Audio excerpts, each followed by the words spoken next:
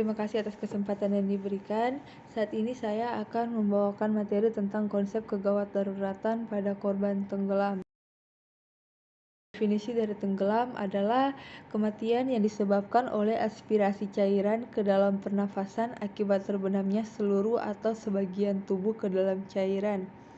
Definisi baru yang menyatakan bahwa tenggelam merupakan proses yang dihasilkan dari kerusakan tractus respiratoris primer dari adanya penumpukan dalam medium cairan.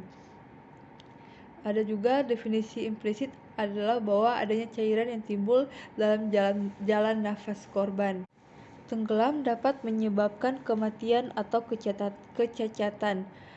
Menurut Kongres Tenggelam Sedunia, tenggelam adalah suatu kejadian berupa gangguan respirasi akibat tenggelam atau terendam oleh cairan. Manifestasi klinik dari tenggelam adalah koma, peningkatan edema paru, kolaps sirkulasi, hipoksemia, asistosis, dan timbulnya hiperkapnia. Penyebabnya di mana yang pertama dapat terganggunya kemampuan fisik akibat pengaruh obat-obatan, yang kedua ketidakmampuan akibat hipotermia, shock, cedera atau kelelahan, yang ketiga ketidakmampuan akibat penyakit akut ketika berenang. Berikut ini langkah-langkah pertolongan pertama yang diberikan pada korban tenggelam, yaitu saat pertama kita melihat korban tenggelam, kita minta pertolongan supaya korban mendapat perhatian lebih dari orang-orang dan juga mendapat bantuan. Kemudian yang kedua, tarik korban.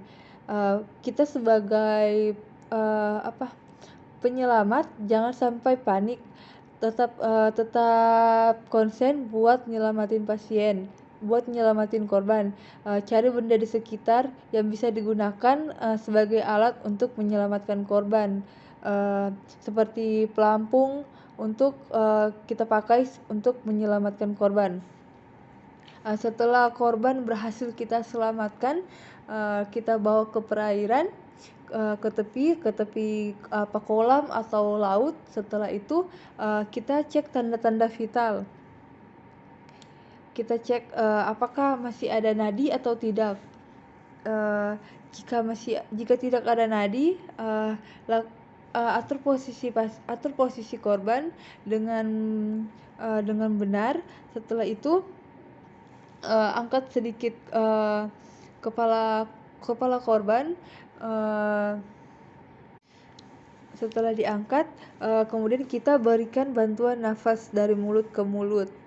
Tetapi karena sekarang dalam masa pandemi, mungkin yang bisa kita lakukan yaitu dengan melakukan CPR atau resusitasi jantung paru.